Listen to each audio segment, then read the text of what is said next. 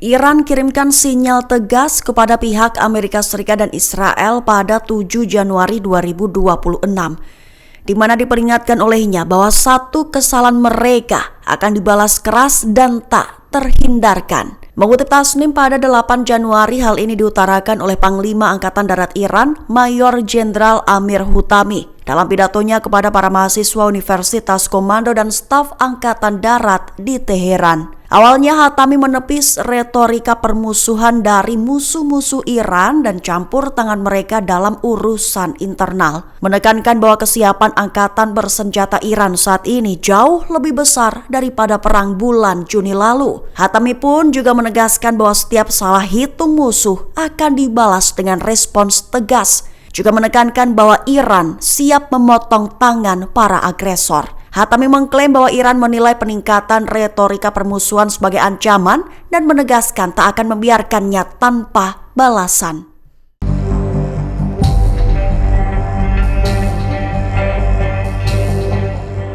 Hamas dituduh telah melepaskan tembakan ke arah pasukan Israel yang beroperasi di wilayah jalur Gaza Utara.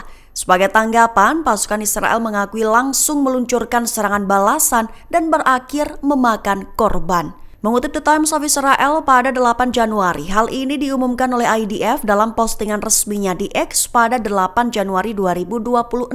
Lantas diumumkan bahwa 2 orang dilaporkan tewas akibat serangan udara mereka. Militer Israel menyebut serangan itu sebagai balasan atas tembakan Hamas di Gaza Utara yang dinilai sebagai pelanggaran terang-terangan gencatan senjata.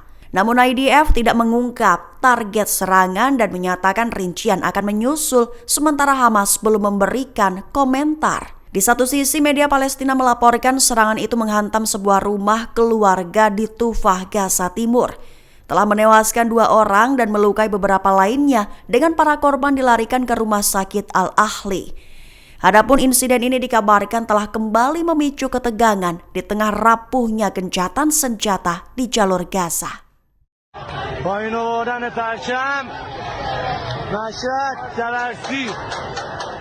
Iran kembali bertindak. Terbaru, Iran mengeksekusi mati seorang terpidana yang dituduh menjadi mata-mata dari Badan Intelijen Israel, Mossad. Mengutip Tasnim pada 8 Januari, langkah ini disebut sebagai bagian dari penegakan tegas terhadap ancaman keamanan nasional. Menurut pernyataan otoritas Iran, terpidana bernama Ali Ardestani terbukti bekerja atas perintah petugas Mossad Israel. Berdasarkan dokumen, bukti, dan pengakuan eksplisit yang diklaim dimiliki pengadilan, ia memberikan layanan intelijen kepada Mossad. Layanan tersebut berupa pengiriman foto dan gambar lokasi tertentu yang bersifat sensitif. Selain itu, ia juga menyampaikan informasi terkait target yang telah ditentukan. Setelah menyelesaikan setiap misi, Ardestani disebut menerima pembayaran dalam bentuk mata uang kripto. Sebagai informasi penting, selama interogasi dan penyelidikan awal, terpidana menyatakan bahwa motifnya mengkhianati negara adalah untuk mendapatkan hadiah jutaan dolar dan visa ke Inggris Raya, sehingga otoritas Iran menyatakan aktivitas tersebut membahayakan keamanan negara dan menjadi dasar dijatuhkannya hukuman mati.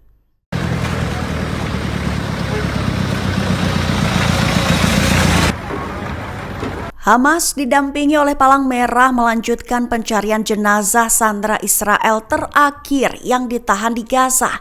Mengutip Al Arabiya pada 8 Januari, kabar ini diumumkan oleh seorang pejabat Hamas pada Rabu 7 Januari 2026. Perlu diketahui sebelumnya, Israel menyatakan masih menunggu kembalinya jenazah Ran Vili sebelum membahas fase kedua gencatan senjata dengan Hamas. Sebagai respons, pejabat Hamas mengatakan bahwa Brigade Al-Qassam didampingi Palang Merah melanjutkan pencarian jenazah tawanan Israel terakhir tersebut.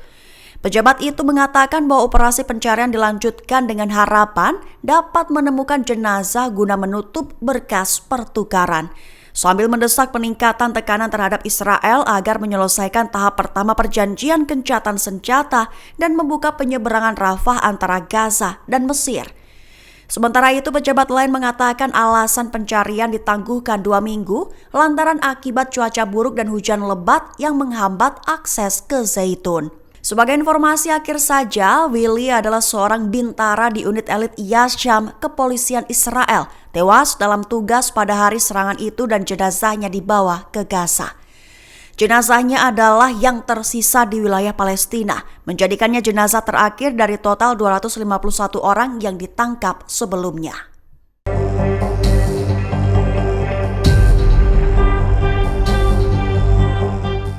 Sumber militer Israel menyebutkan bahwa persiapan pembentukan kawasan yang disebut Gaza Baru diperkirakan rampung dalam beberapa pekan ke depan, menyusul hampir selesainya proses pembersihan puing dan pembongkaran di wilayah Rafah, utara jalur Gaza.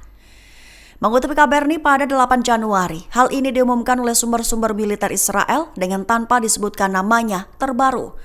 Langkah tersebut diklaim sebagai bagian dari rencana Amerika Serikat untuk merelokasi penduduk jalur Gaza ke area yang telah ditetapkan sebagai Gaza Baru pada fase kedua rencana tersebut.